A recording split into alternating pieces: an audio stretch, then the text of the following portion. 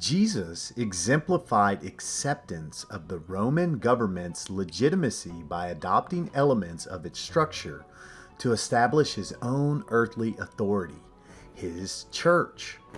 In Roman governance, a procurator or governor was appointed to rule over a province in the name of the emperor.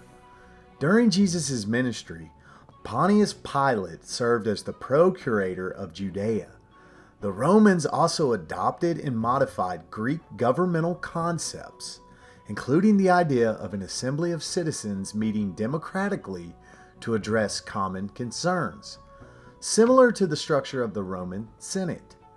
The Greek term for this assembly, Ekklesia, means called out ones, was familiar to Jesus' contemporaries, appearing in the Septuagint and referring to God's children. The Ekklesia functioned as a governmental arm to assist the governor in implementing Rome's policies.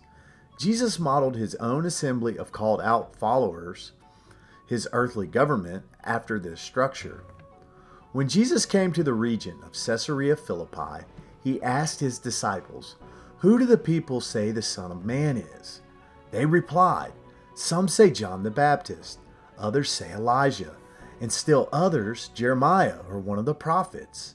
"But what about you?" asked Jesus. "Who do you say I am?" Simon Peter answered, "You are the Christ, the Son of the living God." Jesus replied, "And on this rock I will build my church, Ekklesia, and the gates of hell will not overcome it." Matthew chapter 16, verse 13 through 19. Thus, Christ's church on earth serves as a governmental, not religious, body. Jesus' mission was to announce and restore the kingdom of heaven on earth, commissioning his Ekklesia to spread its influence worldwide. Despite misconceptions, Jesus did not establish a religion. He was a diplomatic agent of governance. His followers were tasked with disseminating kingdom principles globally. "All authority in heaven and on earth has been given to me. Therefore, go and make disciples of all nations." Matthew chapter 28, verse 18 through 20.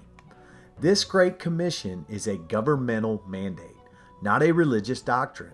As members of his Ekklesia, we are charged with its implementation, a diplomatic mission to restore kingdom principles to a world ravaged by opposing forces.